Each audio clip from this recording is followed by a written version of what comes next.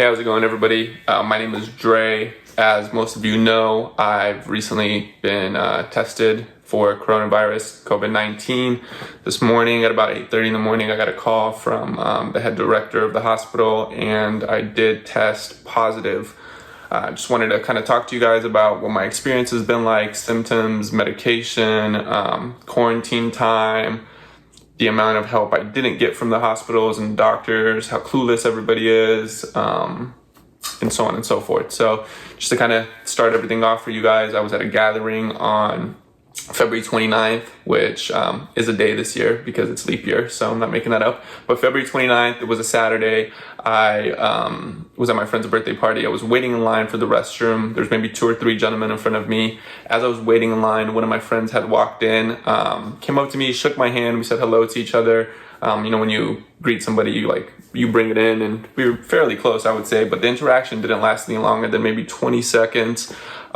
With that being said, I waited in line maybe an additional 3 to 5 minutes. So just to kind of address the whole washing your hands and hand sanitizer ordeal, not that I'm telling you guys not to and that it's not efficient, but this is just a little bit ironic because we shook hands. I waited in line for 2-3 more minutes until the gentleman in front of me used the restroom, and then I used the restroom and washed my hands. I don't think within that 3 to 5 minute time frame I touched my face or anything like that. So I do believe, and this is just my personal opinion, but I believe it was from us being face to face and, breathing and saying hello to each other.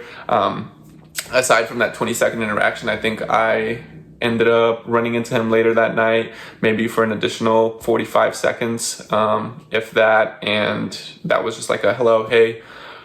And we walked by each other. Obviously, we didn't shake hands again. So this was on a Saturday. That following Wednesday, the 4th, I started feeling sick, but not anything too drastic. I would say just your regular common cold symptoms. However, I do have a 1-month-old baby, and after discussing with my fiance, we came to the conclusion that the best situation would be for me to go and get tested or looked at by a medical professional. So I did go to urgent care. Got to urgent care on the 4th, maybe at like 1 or 2 p.m. And I came in with an N95 mask. I have this HDX N95 mask from Home Depot. And I showed up with that, some gloves, and they pretty much looked at me like I was a psychopath. And I explained to them, hey, I'm sick, I have a baby, I want to make sure that I don't have coronavirus, or I don't know what's going on, but I have a 1-month-old without an immune system. I need to get some information. So they brought me to the office. Doctor came in, she laughed, made a bunch of jokes. I'm like, okay, this is probably fine. I started laughing, making a bunch of jokes, posted a bunch of stuff on my Instagram, like, oh, look, I don't have coronavirus, just, the regular flu that kills more people, yada, yada, yada. Anyway, I leave, I go get dinner that night, and when I get home, my friend posts a video on Instagram saying that he was like the 2nd confirmed coronavirus carrier in Arizona. So now I'm like, oh man, what is going on here? Now I forgot that I ran into him at the birthday party, but he was at my birthday a couple weeks beforehand. We had to run into each other at a restaurant. So I was like talking to one of my friends about it, like, oh, it's not a big deal. Like, man, I can't believe I saw him a couple weeks back. Like, I hope he's okay. And he's like, well, it wasn't a couple weeks back. You saw him last Saturday. I was like, oh man, not only did I see him, I shook hands with him. So now I'm concerned. I'm trying to figure out what to do. So I call everybody, and nobody can help me. I call the CDC, I call the Arizona Health Department, I called like 9 different hospitals here in Phoenix, Arizona, 2 emergency nurse lines. Anybody that you can imagine. I'll have Cyrus, my videographer, post like all of the different phone calls so you guys don't think I'm full of shit. You can see the duration of time that I called, like that I was on the phone with them. Nobody knew anything.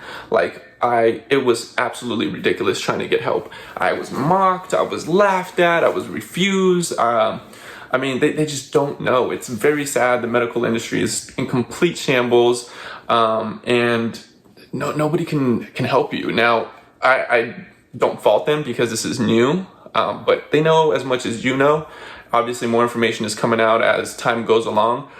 But I had and this will be posted too in this video, a review that I left for a hospital. I called the emergency room and I explained to them, hey, this is what's going on. I'm concerned. Can you please help me? I don't know what to do. And they're like, don't come here. You're going to get everybody sick. Like, it sounds like you're managing your own symptoms. Like, stay away. Continue to not come to the hospital and get everybody sick. I'm like, what am I supposed to do? Like, I have to go to the hospital. I don't know where else I could get help from.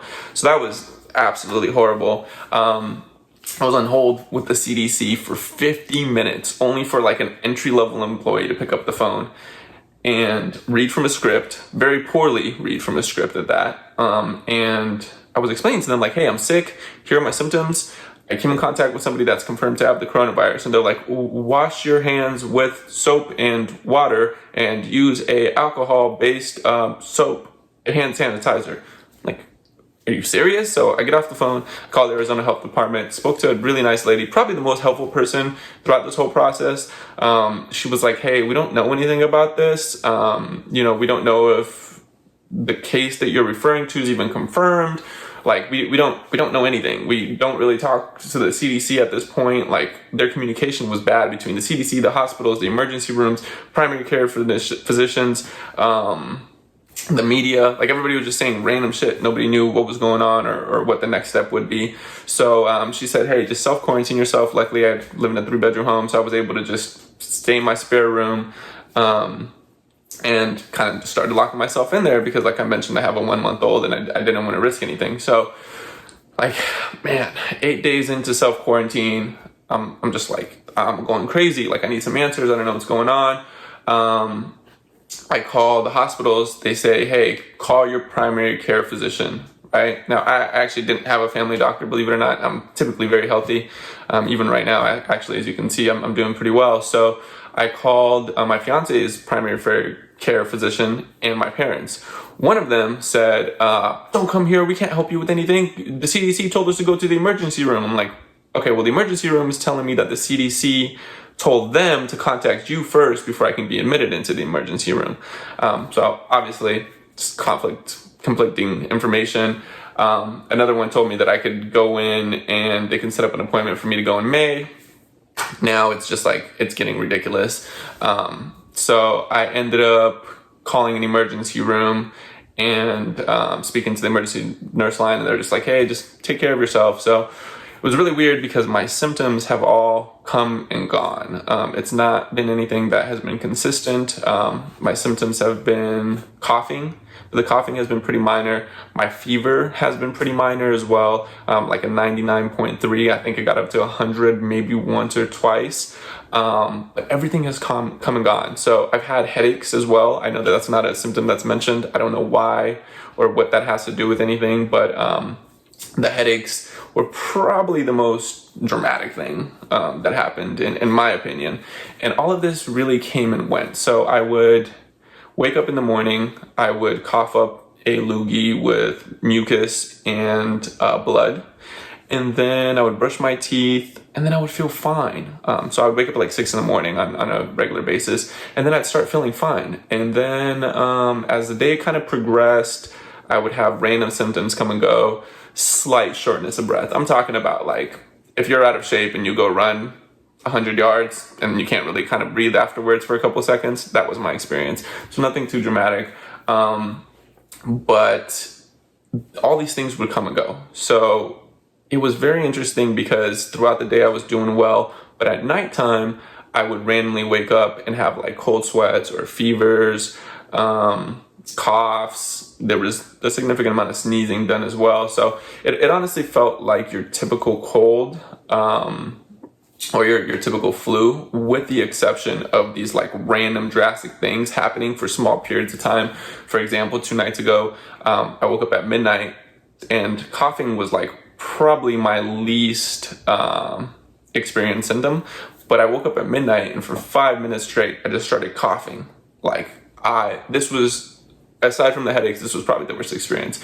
I felt like I was gonna die for 5 minutes straight. Just maybe 5 to even 10 minutes straight, just non-stop coughing. I could not stop coughing. My lungs were in pain. And then boom, it stopped. So I just went completely back to normal. I was like, I don't know what's going on here. Went back to sleep. In regards to medication, I wasn't prescribed anything, even from urgent care. Nobody prescribed me anything. So for the fever, and honestly, one of the days I didn't take any medication, the day that I went to get tested, and that was because I thought I had to be like fasted in case they had to pull my blood. I didn't know. Nobody knows anything. Nobody has enough information, so I just wanted to make sure I was being safe and I wasn't eating or taking any medication if it wasn't necessary. But obviously you have to take ibuprofen, or ibuprofen helps with fevers, etc. So I took Motrin. This is exactly what I took right here. It's Motrin, ibuprofen, 200 milligrams. I took like 3 or 4 of these, kind of as needed. I took my vitamins, just regular 1-a-day vitamins. This stuff actually really helped. I don't know how prescribed or anything is. I'm not a doctor. I'm just explaining to you guys. I'm not telling you to take any of this stuff. I'm telling you what I took. This stuff is called oregano oil from Sprouts. You take this little thing right here and you put like 3 or 4 drops of this under your tongue. It burns like crazy and you're gonna want to throw up and gag. But the nastiness of it only lasts maybe like a minute or 2. So I would have water on standby, because as soon as you put it under your tongue, you won't be able to last longer than 10-15 seconds until you need to drink water. So I have that on standby to drink. Obviously, emergency, ton of emergency. And then this was actually really helpful too in regards to being able to breathe, Zicam nasal spray. So as you can see, I haven't taken anything ridiculous or crazy. I had these Umka tablets. I think they're called UMCKA, I believe. Those I believe were very helpful as well. And then I took Dayquil one of the days, but no medication was prescribed to me. Anytime that I've left my room, obviously I have to use the restroom. So that's kind of been my route here in the restroom. We have 2 bathrooms in the house, so whenever I use the bathroom, that one is only in particular for me and my fiance and my son. Well, my son doesn't use the restroom, but they use the restroom in the master bedroom. So whenever I do go out there, I wear these gloves. They are MedPride medical examination gloves, powder-free, non-sterile. I don't know if that matters. And then, of course, the N95 mask. That's kind of how I've been able to maneuver throughout the house. But yeah, I was ignored by hospitals, emergency nurse lines. Anybody that I reached out to was not willing to help, until I finally ended up just calling a emergency nurse line and saying, hey, this is what's going on. Like, I need to know. She's like, you know what? I think you have the right to know. I'm going to call the hospital and just tell them that you're coming. Like, it is what it is. So I got to the hospital. They were nonchalant. I walked in. One of the nurses brought me through a little bit faster than I thought she should. They were laughing in the back, like some of the nurses. She's like, why did you come here? Hate you, nurses, hospital people. But then they finally brought me into a room. When they brought me into the room, I was wearing my own mask, obviously, that N95 one. I had a doctor come in. He was talking to me about everything. I explained to him that normally my colds don't run, or my flu, whatever, it doesn't run 8 to 9 days. This is very random and like the longest I've ever been sick. He's like, yeah, but I've never been sick for a long time. And back in November, I also got sick for 8 to 9 days. You're probably fine. We're going to test you for the flu. I'm like, great, whatever. If you've ever been tested for the flu, they take this Q-tip that's like this long. They put it all the way up your nose. They make a joke and they say they're going to touch your brain. Doesn't hurt, feels really funny, and I felt violated. But doctor's very nonchalant. He has a surgical mask on, which is not like these. It's the loose ones, right? So just loosely hanging off his face. And then he comes back in and he's like holding his mask to his face. And he's like, your flu test came back negative. So they're like, the Arizona Health Department has stated that they want us to go ahead and test you. So the testing for COVID-19 coronavirus is the same exact testing for the flu. So then they came back in with 2 additional Q-tips and that were this long, and stuck them up my nostril and then stuck them up my other nostril. So that wasn't fun. And then they were like, all right, yeah, you're good to go. Go home, continue to quarantine yourself and you'll get the results in 3 to 5 days. So this was on a Thursday. I got the results on a Saturday. At 8:30 in the morning. So quick turnaround time, obviously, probably because I tested positive. But yeah, they didn't prescribe me any medication. My paperwork says take the medication as we've prescribed to you. But then in addition to that, they asked me for what pharmacy I wanted delivered to, but I don't have a prescription for any medication. So I think they were just kind of worried and wanted to get me out of there. So that kind of sucked. And then as far as, taking advice, everyone is an expert. And I promise you, none of you guys know what you're talking about. Not one of you. I've since I've been tested positive this morning, I've talked to the individual that I shook hands with that, we believe I got it from. He also agrees. None of you people know what you're talking about. Everybody's just making this stuff up. It's just crazy hysteria. I would say, I'm 27 years old, so I'm sure my immune system is good for the most part. I've been fine. Just a really crappy cold and flu, So yeah, it lasted a lot longer than any time I've ever been sick. And yes, it wasn't fun, but I'm not like deathly ill. I'm not dying. It wasn't, anything that is going to kill you or anything like that from my experience. Now, I hear that elderly people, sick people, obese people, they react to it differently. So I definitely recommend, staying away from people during these times, washing your hands and using hand sanitizer. But I think the main scope would be to help each other. Maybe don't hoard all the toilet paper for yourself. Let's all work together. Look out for your community. Look out for older people. The testing is completely free, and I'll put a video link down here to what makes me say that. It's one of the congresswomen that we're discussing, I think, with the leader of the CDC or whoever is in charge and has the authority to make decisions to make testing for this free. So once I finally did get tested, nobody asked me for any money. Nobody asked me for any copay or anything along the lines of that. So like I said, the time frame for the results was fairly quick as well. So overall, I would say my experience, has sucked. Yeah, it's absolutely sucked. I've been locked in a room, and this was by choice too. I called and reached out for help, and the advice was to quarantine myself. So luckily I did that because I didn't put my family at risk. But I would say make sure that you're, taking vitamin C, any immune boosters, you're eating healthy food, you're drinking a ton of water, and you're staying away from other people. You don't want to get anybody sick or put anybody at risk because that's just selfish. But I'm not deathly ill. Again, I'm 27 years old, so I'm not, somebody who has any diseases or is obese or anything along the lines of that. But I think, for the most part, other than having a really, really crappy cold and flu, you guys are going to be fine and okay. So, nothing to worry about as long as you're young, I would say. But definitely, I feel like if I was maybe 60 years old and I got this, there's no way I'd be able to deal with it, because it did kick my ass a little bit.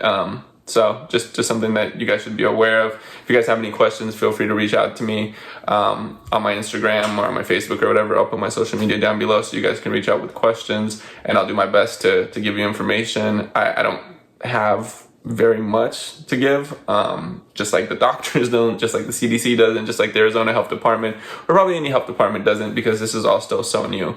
But just wanted to share my experience with you guys. Thank you so much for reaching out to me. Thank you for all of the love. You guys are amazing, and make sure you guys are good to each other and you stay positive in the community and help one another. Don't start, breaking each other down for toilet paper and all this craziness.